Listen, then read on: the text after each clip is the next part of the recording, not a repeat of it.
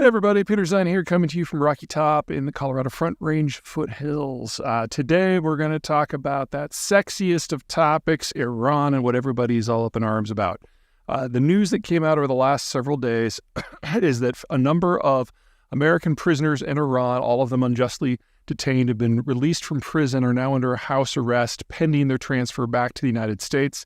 In exchange, the Biden administration seems to be promising to free about $6 billion that are held in accounts abroad, primarily in South Korea, that were frozen under the Trump administration in order to lubricate the deal.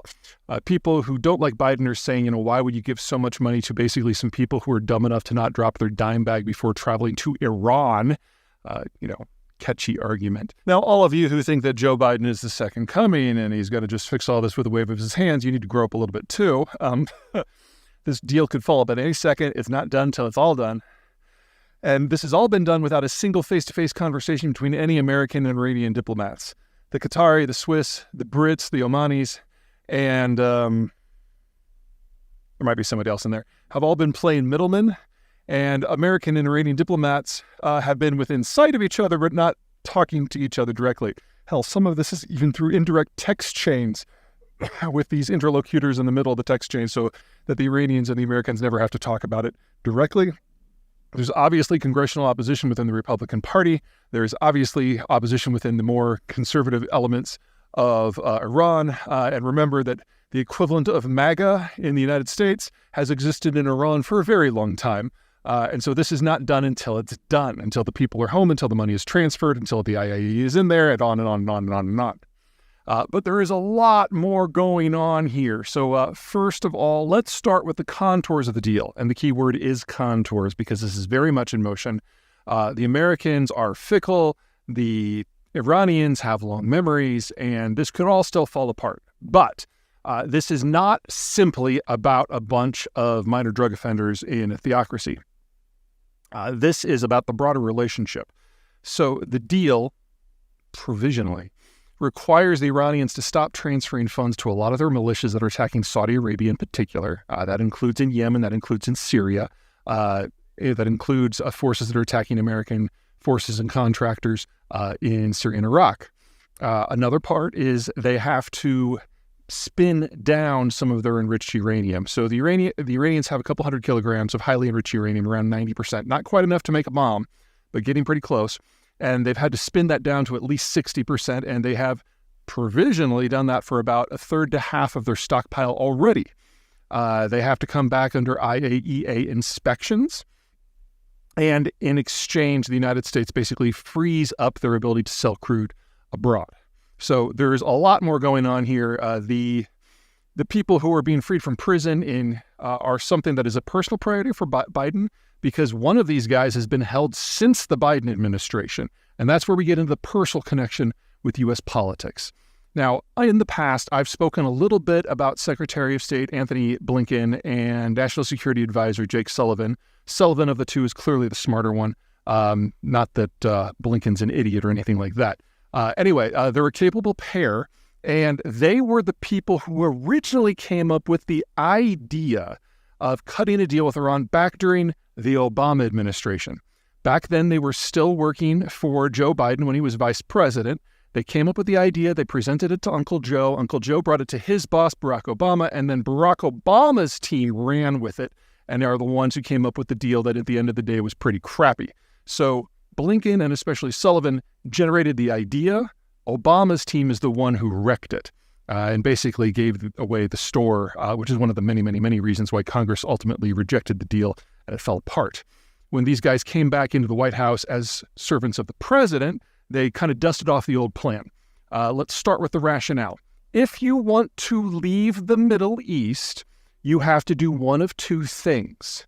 Number one, you have to be willing to let the chips fall where they may and admit to yourselves that you just can't shape this region, certainly not without forces there. Option two, you set up one of the players to be your successor. And when the Obama administration was looking around, they were like, oh, Turkey relations were not good enough, and their ability to project power into the Persian Gulf was limited. Israel, relatively hostile to all the powers, could never be the leader, much less the dominant force. Iran, that seemed to be kind of thrown out from the get-go. And then Saudi Arabia has, on paper, a great military, but it doesn't operate outside of air conditioning. So there really was no candidate to anoint.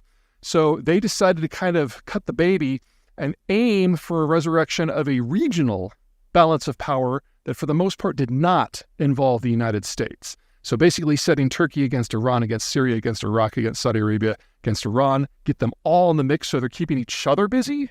And to do that, a partial rehabilitation of Iran was required. That was the Sullivan-Blinken idea. We're now getting back to that.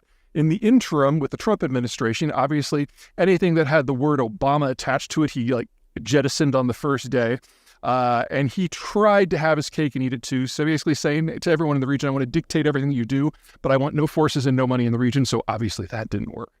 Anyway, Sullivan and Blinken are now giving it their best shot. And this provisional deal does quite a bit of what is necessary in order to restore that regional balance of power.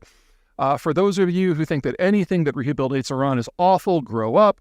A few things to keep in mind. Number one, Benjamin Netanyahu, who's the Prime Minister of Israel, who has been Prime Minister of Israel for my entire adult life, who has sabotaged many attempted deals by the Americans to kind of manage this region unless they specifically adhere to what he wants, has said that this is a deal that he can live with. In addition, one of the biggest sticking points in the negotiations is that the Iranians want the IAEA, that's the International Atomic Energy Agency. They're the ones who monitor weapons of mass destruction and uranium and plutonium enrichment. They want the IAEA to certify that they're complying with inspections without allowing the IAEA to inspect anything. So, it might be the UN, but this is a UN agency that really does their work. And the Blinken Sullivan team, at least provisionally again, has gotten the Iranians to allow inspections, and that's how we know that their highly enriched uranium isn't so highly enriched anymore. Third, one of the fun things with negotiations is whether or not you really want it or not, and what you're willing to give. And once the Ukraine invasion started, obviously American foreign policy got shifted very heavily to the former Soviet Union, as opposed to looking at the Middle East, not just out of an interest issue, but out of a national security issue. Something in the air today. Anywho, there was a happy explosion of circumstances that pushed this quasi-deal forward. As part of the sanctions on Iran, Russian Urals crude can only trade up to about a $60 price cap. And if you go above $60, then you can't use any financing, any tanker registered in any G7 or European state, nor can you access financing and especially insurance for your shipping. So you basically have to use a shadow fleet of decrepit tankers that the Russians and the Chinese have managed to kind of sneak into the system. It's a much higher expense, and it means you can only sell to certain countries. So Russian Urals crude is traditionally, and it varies day by day, week by week, month by month, selling about a $30 discount to equivalent crude grades. Well, one of those equivalent crude grades is the crude that Iran exports. And between sanctions from every American administration for the last 30 years, the Iranians have had a hard time getting the technology that's necessary to keep their oil flowing. And so their exports, instead of being the 4 million that they should be, has really never topped 2 million in the last few years and has more traditionally been closer to 1. Well, with all this Russian stuff being dumped on the market, especially on the Far Eastern market, that's the market Iran normally serves. So they have found themselves kind of caught in the Russian sanctions regime. And so they are broke. And all of a sudden, the Blinken-Sullivan team comes on with dangling a $6 billion carrot. All you have to do is talk to the UN, get rid of some of your nuclear stuff, let our misdemeanor drug offenders go home. It's a reasonable deal. Now, this can all fall apart tomorrow. Hell, this might fall apart while I am recording this. But with that said, we are looking at, from the American point of view, the most productive stage in American-Iranian relations since the 1970s. And all it costs us is $6 billion of someone else's money. I'm going to call that a win. All right, take care.